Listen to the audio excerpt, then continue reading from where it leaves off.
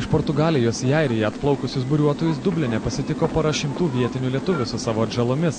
Tradiciškai su duona ir druska pasitikę tūkstantmečio Odisėjos vienas vardas Lietuva dalyvius išeiviai džiaugiasi atvykusiais buriuotojais ir vienu balsu tvirtina nesitikėję, kad jachta bus tokia maža, nors 20 metrų laivas laikomas vienu didžiausių tarp sportinių jachtų. Esu šitokia mažutė. Per visą pasaulį atvykti čia, žinokit, jau aš myliu.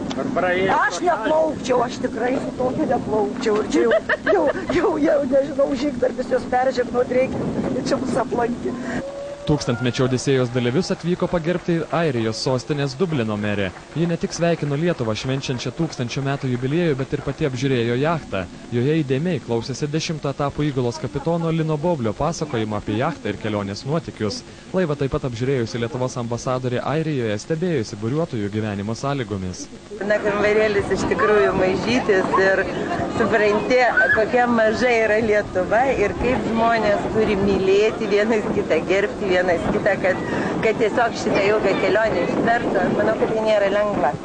Kitą dieną po oficialaus sutikimo tūkstantmečio Odisėjos dalyvius išeiviai pakvietė į vakaronę. Joje šokiais ir dainomis įrodė vis dar palaikantis lietuviškumo dvasią.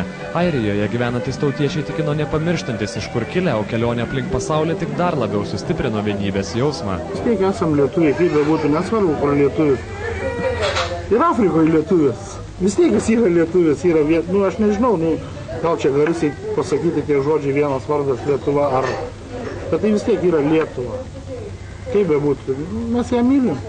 Atsisveikinti su Dublinu ir plaukti į Londoną pasveikinti vietinių lietuvių buriuotojams pavyko tik iš antro karto, nes vos tik išplaukus sugedo laivo navigaciniai prietaisai, neberodė laivo koordinačių. Sugrįžusi juostą ir juos sutvarkius tūkstantmečio Odisėjos kelionė vėl sėkmingai tęsiasi.